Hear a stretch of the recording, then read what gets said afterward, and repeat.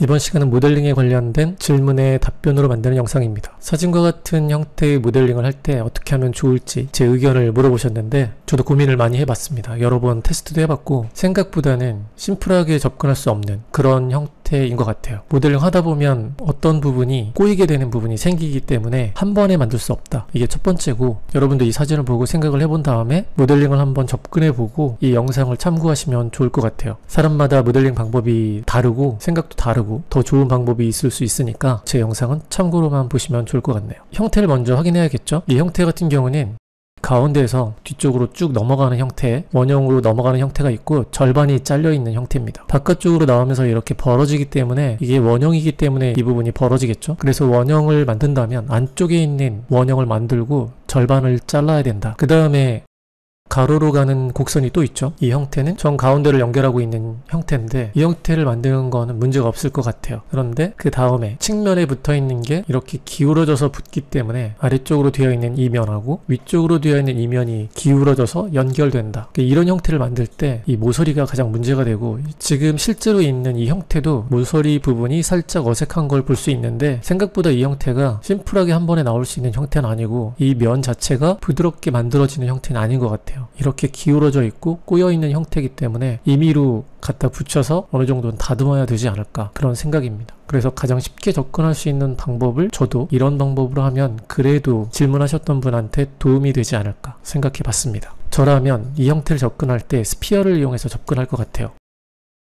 스피어가 기본적으로 가지고 있는 세그먼트가 32개인데 이 32개를 만약 24개로 한다면 프론트에서 봤을 때 가운데에 선이 가겠죠. 그런데 탑에서 봤을 때는 꺾어진 부분이 24개밖에 없기 때문에 굉장히 꺾어진 부분이 많죠. 나중에 부드럽게 만들 때 또 가운데에 연결되는 부분을 표현할 때 약간 문제가 될 수도 있을 것 같아요. 이 24개가 어떻게 나오냐면, 만약에 360도인데 여기 모서리 부분, 이 부분이 평면이 되어야 된다면, 혹은 면이 두 개가 나눠져 있어서 양쪽으로 나눠져 있다면 상관없는데 그렇지 않다면 회전을 시켜야 되는데 360도에서 이 세그먼트를 나눴을 때 정확하게 잘 나눠지는 각도가 나오겠죠. 그 각도가 나오면 형태가 균일하게 나눠진다고 볼 수 있기 때문에 24개 아니면 이 세그먼트를 잘 선택해서 360도로 나눠보시고 좋은 세그먼트 개수를 찾는 게 중요합니다. 24개를 저는 하려고 했었는데 이 개수가 너무 작으니까 48개를 해서 작업을 하려고 해요. 그럼 좀 더 부드럽고, 모델링을 접근할 땐 약간 어려울 수도 있지만 그래도 이 정도는 부드럽게 되어야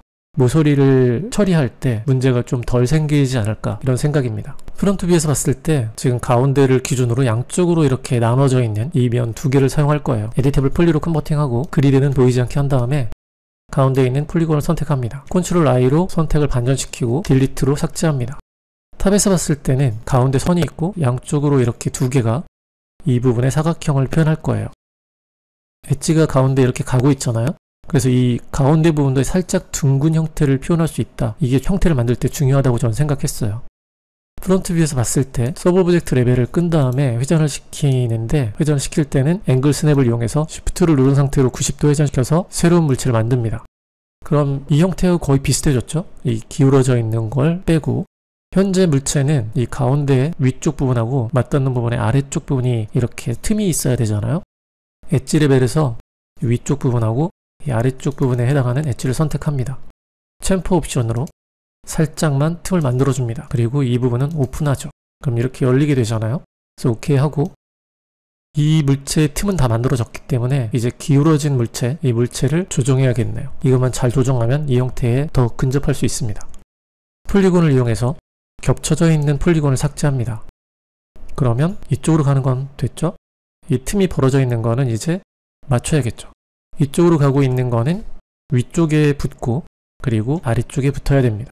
그 형태를 조정하기 가장 좋은 명령은 오른쪽에 있는 엘리먼트를 선택한 다음에 FFD를 2x2로 적용해 줍니다. 그 다음에 컨트롤 포인트를 선택하고 확대해서 이쪽 방향에 2개 선택을 해서 조정을 해줍니다. 앞에 있는 것만 조정하게 되면 휘어지기 때문에 2개를 같이 선택하고 조정해야 정확하게 같이 직선 형태를 유지하면서 조정할 수 있어요. 스냅을 걸고 3D 스냅을 이용해서 축을 잘 본 다음에 맞춰줍니다. 컨트롤 포인트를 스냅으로 잡게 되면 이렇게 떨어지게 되니까 모서리 부분에 버텍스 부분을 스냅을 잡고 이렇게 맞춰주는 게 더 정확하게 맞출 수 있습니다. 아래쪽도 컨트롤 포인트를 선택하고 버텍스에 해당하는 부분을 선택한 다음에 락을 걸고 이동시켜서 이렇게 맞춰줍니다. 그래야지 좀 더 근접하게 맞출 수 있어요. 이런 식으로 살짝 어긋나는 거는 어느 정도 비슷하게만 접근해 줍니다. 아래쪽도 마찬가지로 확대해서 아래쪽 버텍스를 락을 걸어준 다음에 아래쪽에 맞춰줍니다.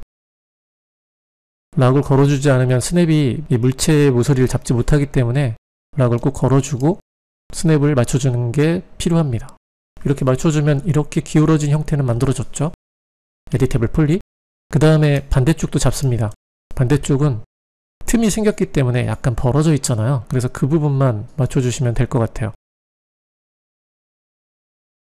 에디테이블 폴리. 점의 위치가 살짝 다를 수도 있어요. 이런 경우는 이렇게 점을 맞춰줍니다. 연결되는 부분이 중요하니까 다른 부분도 확인해보고 맞춰줍니다. 다 됐네요. 물체를 어태치 명령으로 하나로 만듭니다. 버텍스를 모두 선택하고 아직 붙어있지 않은 부분이 있기 때문에 웰드 세팅 버튼으로 적당한 값을 입력해서 붙여줍니다. 혹시 떨어져 있는 부분이 있는지 확인을 해야겠죠?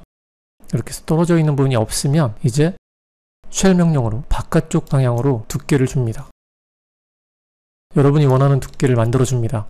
그리고 아래쪽에 있는 스트레칭 코너도 선택을 해서 두께가 똑같이 모서리 부분도 만들어지게끔 해줍니다. 에디테이블 폴리로 컨버팅한 다음에 이번에 봐야 할 부분은 이 모서리 부분인데 모서리 부분이 꺾어져 있기도 하고 곡면이기도 하기 때문에 이렇게 정확하게 만들어지지 않고 가운데로 살짝 들어간 형태를 만듭니다. 그래서 점을 앞쪽에 튀어나와 있는 부분에 해당하는 면에 점을 맞춰주는 작업이 필요합니다. 이때는 아래쪽에 있는 에딧 지오메트리에 컨스트레인트 엣지를 선택한 다음에 엣지를 벗어나지 않게끔 해서 스냅을 맞추거나 스냅을 끄고 여러분을 믿고 이렇게 맞춰주는 작업을 해줍니다. 중앙에 있는 점도 어느 정도 맞춰주면 더 좋아요. 이렇게 해서 맞춰지면 이제 모서리를 잡아야겠죠? 엣지를 선택하고 바깥쪽에 꺾어져 있는 모서리만 잡을 거예요. 이럴 때 일일이 잡으려면 힘들겠죠? 셀렉션 메뉴에서 셀렉트 하드 옵션으로 모서리 꺾어져 있는 부분에 해당하는 모서리를 잡습니다. 이렇게 해서 바깥쪽 모서리만 선택한 다음에 챔퍼를 줍니다. 챔퍼 세팅 버튼으로 이번에는 챔퍼 옵션 중에 레디알 옵션을 선택하고 챔퍼 값을 아주 작게 줍니다. 레디알을 선택하게 되면 모서리 부분이 이렇게 둥글게 처리되기 때문에 레디알을 선택하는 겁니다. 오케이 하고 이제 버텍스를 이 안쪽에 있는 면이 육각이 되잖아요. 여기 3개의 점, 안쪽에 3개의 점, 가운데에 있는 점들을 선택한 다음에 커넥트 해주면 사각면이 됩니다. 그래서 이렇게 처리해줍니다. 서브 오브젝트 레벨을 끄고 터보 스무스 명령으로 면을 부드럽게 처리합니다. 만들어진 형태를 확인하면 사진하고 비슷한 형태가 만들어지죠. 이런 방법으로 측면은 기울어지고 나머지 형태는 틈이 벌어지고 바깥쪽으로 나오면서 틈이 더 벌어지는 형태를 만들 수 있지 않을까 싶습니다. 접근하는 방법에 대한 설명이기 때문에 이런 룰을 지키면서 원하는 형태를 좀 조절해 가시면 질문하셨던 분이 좀 더 원하는 그런 형태가 되지 않을까 싶습니다. 질문하셨던 분에게 도움되는 그런 내용이었으면 좋겠고 또 모델링 공부하시는 분들에게도 좋은 아이디어가 됐으면 좋겠네요. 질문이 있으시면 언제든지 댓글이나 메일로 보내주시면 제가 시간이 되는 대로 생각해보고 좋은 답변이 있으면 강의로 만들어서 공유해보도록 할게요. 스트레스 없이 재밌게 모델링 하시고 다음 시간에 더 재미있는 Q&A 시간으로 만나요.